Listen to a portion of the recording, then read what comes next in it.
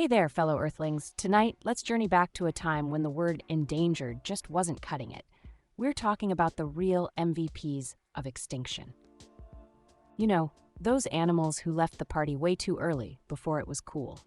From the majestic dodo to the mysterious Tasmanian tiger, each species holds a tale of survival, adaptation, and ultimately extinction. So grab some popcorn and sit comfortably on the couch. Let's begin.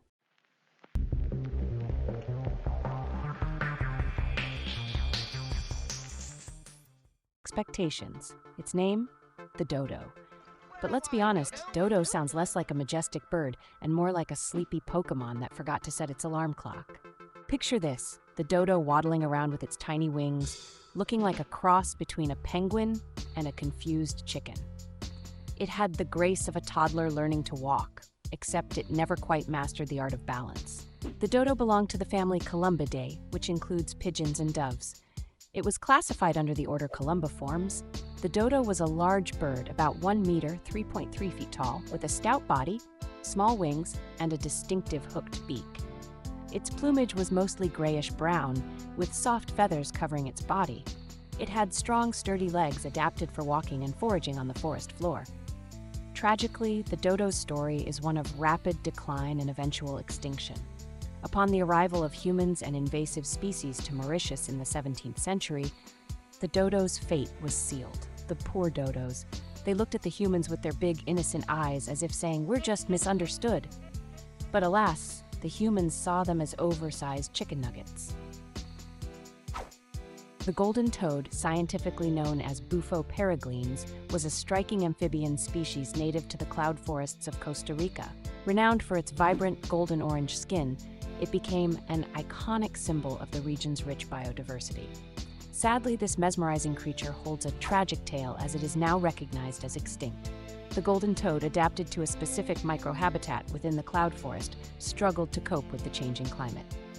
Also, humans came along, and with them a fungus that was to the golden frog what kryptonite is to Superman. The poor frogs didn't stand a chance against this microscopic villain. Adapt or die. And so the golden frog became a legend, a shiny beacon in the annals of extinction. But fear not, for its legacy lives on in every piece of golden jewelry, reminding us that sometimes all that glitters really is gold, or at least a very toxic frog. The passenger pigeon, scientifically known as Ectopistis migratorius, characterized by its swift flight and iridescent plumage, the passenger pigeon was a migratory species that traveled in massive flocks, often darkening the skies for hours as they passed overhead. These flocks were so immense that they were described by early European settlers as stretching for miles and taking days to pass. The passenger pigeon was once one of the most abundant bird species in North America. These birds were the original flash mob.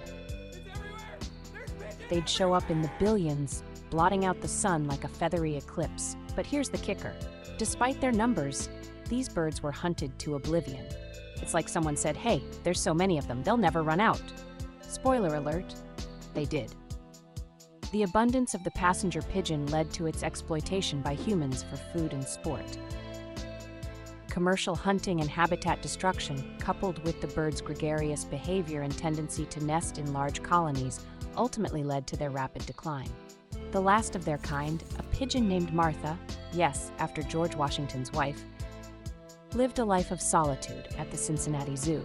She never laid a fertile egg, probably because she knew the dating scene was just too much hassle. There once roamed a creature native to South Africa that looked like it ran out of printer ink halfway through. Meet the quagga, the animal kingdom's unfinished masterpiece. The quagga, again good Pokemon name, subspecies of the plain zebra, Equus quagga, was known for its unique appearance, characterized by a brownish-yellow coat with white stripes on its head, neck, and front portion of its body. However, unlike other zebras, the quagga's stripes faded into a plain brown color on its hindquarters. Quaggas were social animals, living in herds and grazing on grasses in the open plains. Hay played a vital role in the ecosystem as grazers, helping to maintain the grasslands. But here's the twist. Humans decided quaggas were too cool for the wild and hunted them for their quirky hides. The last wild population lived in the Orange Free State. The quagga was extinct in the wild by 1878. The last captive specimen died in Amsterdam on the 12th of August, 1883. Only one quagga was ever photographed alive, and only 23 skins exist today. In 1984, the quagga was the first extinct animal whose DNA was analyzed.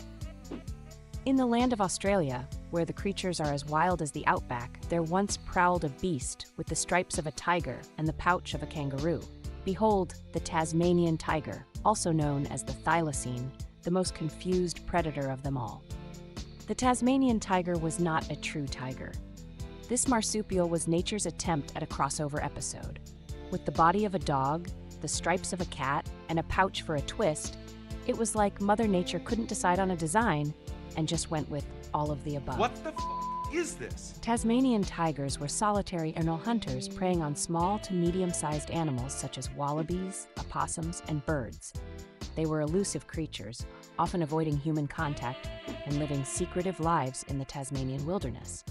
They were the masters of hide and seek, so good in fact that they hid their way into extinction. In 1936, Benjamin, the last known Tasmanian tiger, perished in captivity at the Hobart Zoo, marking the end of an era and the extinction of an entire species. Benjamin's death echoed across the world, igniting a renewed interest in the conservation of endangered species and the preservation of our planet's biodiversity.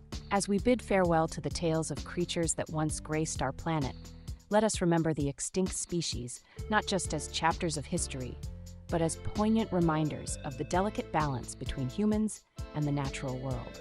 From the quirky dodo who's flightless to mighty Tasmanian tiger, each had a story, a role in the ecosystem, and a place in the world's tapestry of biodiversity. Thanks for watching. I hope you enjoyed the video. Don't forget to leave a comment and give a thumbs up. See you next time.